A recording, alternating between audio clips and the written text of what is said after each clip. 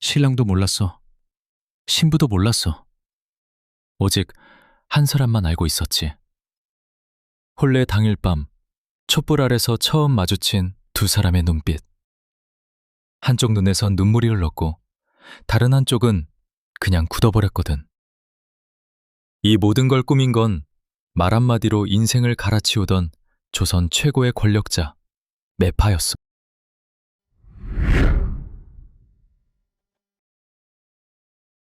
자, 일단 조선이라는 나라를 좀 이해해야 해.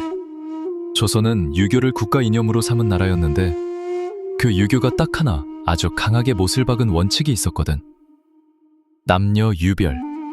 남자와 여자는 구별되어야 한다는 거야. 이게 단순히 좀 조심하자 수준이 아니었어.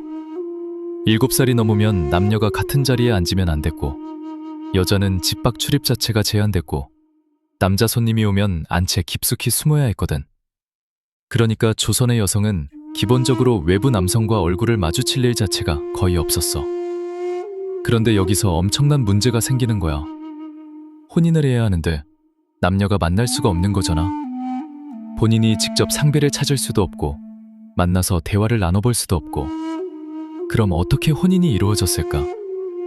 바로 이 구조적 공백을 파고든 존재가 매파야.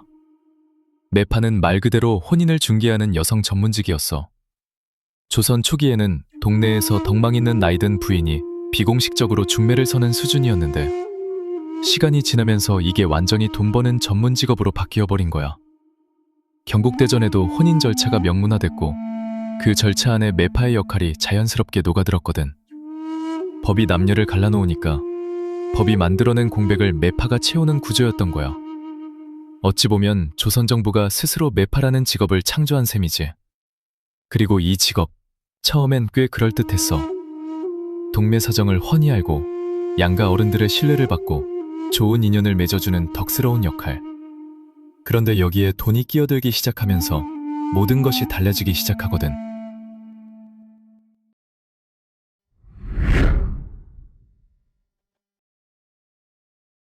임진왜란이 끝났어. 7년 전쟁이 휩쓸고 간 조선 땅에는 전쟁터에서 죽은 남자들 때문에 성비 불균형이 심각했거든. 혼처 구하기가 하늘의 별 따기가 됐어. 그러니까 매파의 몸값이 어떻게 됐겠어? 천전부지로 치솟은 거야. 이 시기 능숙한 매파는 하루에 서너 집을 돌면서 양쪽 집안 정보를 교환하고 다녔어. 그리고 혼인이 성사되면 매파값이라는 걸 챙겼는데 이게 보통 돈이 아니었거든. 비단 몇 필에 쌀 몇 가마, 여기에 현금까지. 잘 나가는 매파는 웬만한 중인 가문 부럽지 않게 살았다는 기록도 있어. 자, 여기서 진짜 재밌는 게 나와. 매파는 혼인을 성사시켜야 돈을 벌잖아. 성사가 안 되면 한 푼도 못 받아. 그러니까 어떻게 했겠어? 당연히 과장이 시작되는 거야.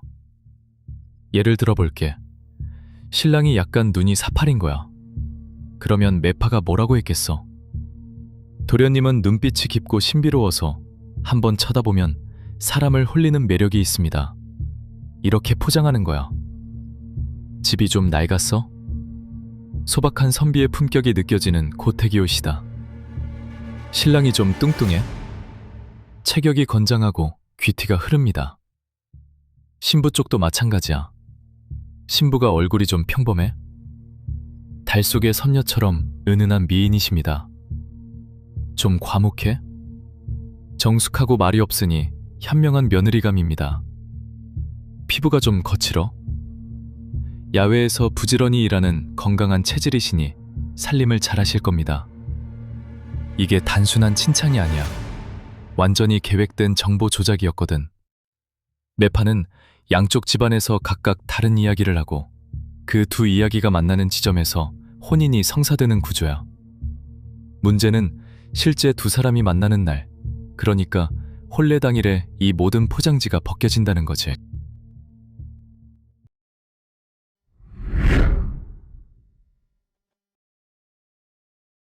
자, 이제 드디어 혼례 날이야. 신부는 아침부터 족두리에 원삼 입고 볼에 연지곤지 찍고 며칠 전부터 긴장해서 밥도 제대로 못 먹었겠지. 신랑도 마찬가지야. 매파한테서 들은 신부 이야기에 기대 반, 설렘 반이야. 그런데 말이야, 이 두 사람은 혼례 당일까지 단 한 번도 서로 얼굴을 본 적이 없어. 진짜로. 매파가 전해준 말, 그게 전부야. 어떻게 생겼는지, 목소리가 어떤지, 성격이 어떤지 아무것도 몰라. 오늘 처음 만나는 거야. 그것도 바로 혼인하면서. 어우야담에 이런 이야기가 실려 있어. 혼례를 마치고 신방에 들어간 신부가 촛불을 들고 신랑 얼굴을 자세히 들여다봤는데 그 자리에서 통곡을 했다는 거야. 매파가 하늘에서 내려온 문곡성 같은 도련님이라고 했는데 실제로는 그냥 달랐던 거지. 신랑도 속으로는 충격을 받았지만 체면 때문에 아무 말도 못했고. 야담집에 기록된 또 다른 이야기도 있어. 매파가 22의 건강한 청년이라고 소개한 신랑이 실제로는 40이 넘은 호랍이었던 거야.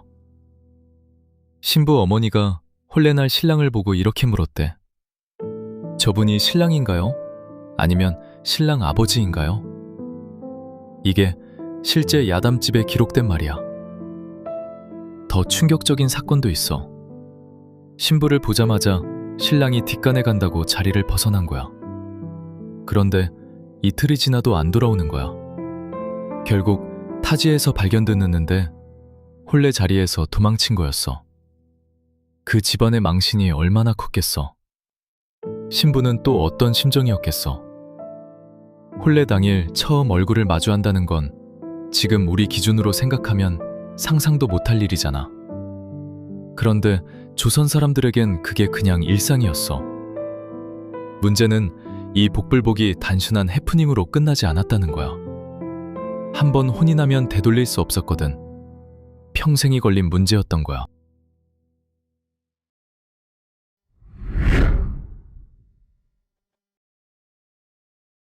조선 사람들이 혼임에서 사주궁합을 얼마나 중요하게 여겼는지 알아? 신랑 신부 양쪽 집안에서 사주단자를 교환하고 점술사가 궁합을 봐서 이 두 사람은 맞다 안 맞다를 판단하는 거야. 궁합이 나쁘면 혼인 자체가 깨지는 경우도 있었어. 자, 그러면 매파는 어떻게 했겠어? 혼인이 성사돼야 돈을 버는데 궁합이 나빠서 혼인이 깨지면 돈이 날아가잖아. 그래서 매파가 점술사한테 뒷돈을 건네는 거야. 이 두 사람 궁합 좋게 봐줘. 내가 따로 챙겨줄게. 점술사도 돈이 생기는데 마다할 이유가 없잖아.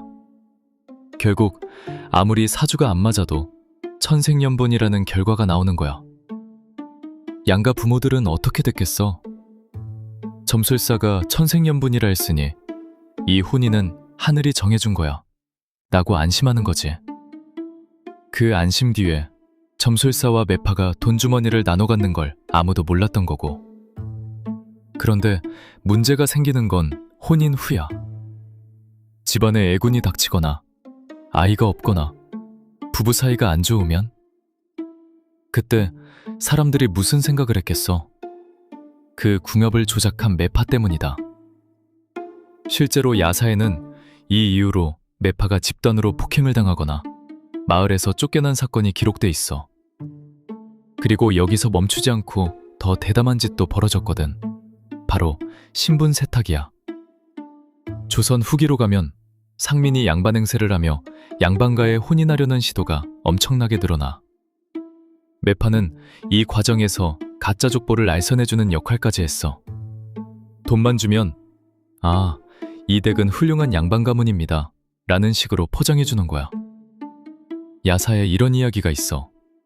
한 매파가 동시에 두 집의 상대방 집안 정보를 과장해서 전달하다가 혼인 후 두 집안이 직접 만났을 때 이야기가 하나도 안 맞는 거야.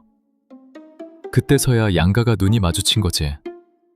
이 매파가 우리한테 전부 다른 말을 했구나. 그 매파는 당연히 도망쳤어. 이후로 그 매파는 두 얼굴의 마기알멈이라는 배명을 얻었다고 전해져.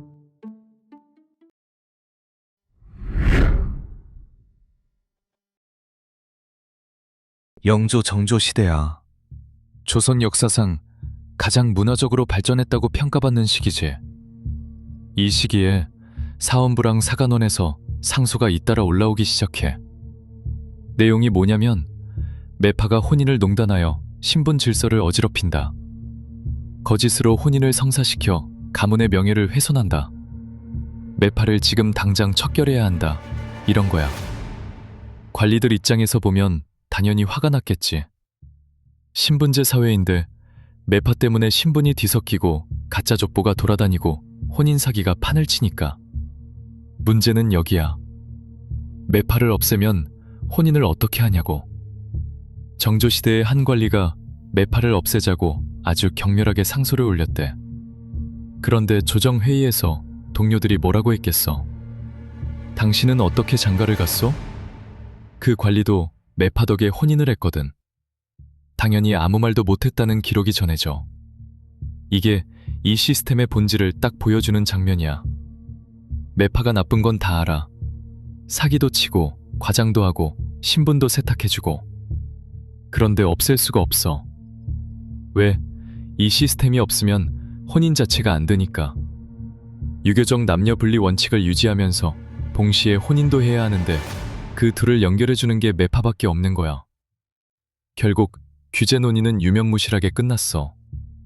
매파를 없애자는 상소는 계속 올라왔지만 실제로 매파 제도를 폐지하거나 법적으로 강력하게 규제하는 조치는 한 번도 제대로 시행된 적이 없었어. 오히려 이 시기를 거치면서 매파는 더 전문화되고 분화됐어. 왕실과 고위 양반가를 전담하는 고급 매파가 등장했고 이들은 그야말로 막강한 권력을 행사했거든. 반면 하층민을 상대로 한 매파들은 납치원 알선이나 인신매매와의 경계가 흐려지면서 사회 문제가 됐어. 같은 매파라는 이름 아래 하늘과 땅 차이가 생긴 거야.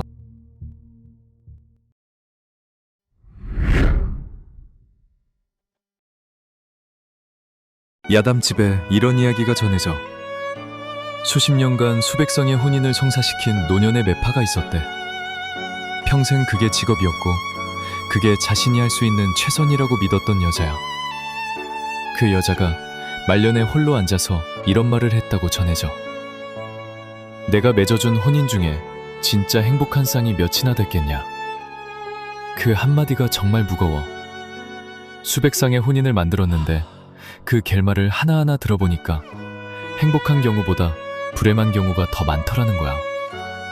한번 생각해봐. 매파는 조선 사회에서 독립적으로 돈을 벌 수 있었던 극소수 여성 직종 중 하나였어. 외출도 할 수 있고 발언권도 있고 인맥도 있고 당시 여성 기준으로 보면 꽤 자유로운 존재였던 거야. 그런데 역설이 있어. 그 자유를 이용해서 매파가 한 일이 뭐야? 다른 여성들을 아무것도 모른 채 낯선 남자에게 넘겨주는 일이었어. 여성을 억압하는 혼인제도를 굴러가게 만드는 핵심 기여가 바로 다른 여성이었던 거야. 조선 가부장 시스템이 얼마나 정교하게 설계됐는지 보여주는 아이러니야. 개화기가 되면서 신식학교가 생기고 자유연애 사상이 들어오면서 매파 문화가 흔들리기 시작했어. 개화기 신문에 매파에게 속아 불행한 혼인을 한 여성의 투고 편지가 실리기도 했는데 이게 조선 역사상 혼인 피해자의 목소리가 처음으로 공개된 사건이었어. 그러나 이 모든 게 완전히 사라졌냐고? 아니야. 오늘날의 결혼정보회사, 소개팅 앱, 맞선 문화 다 이 조선 매파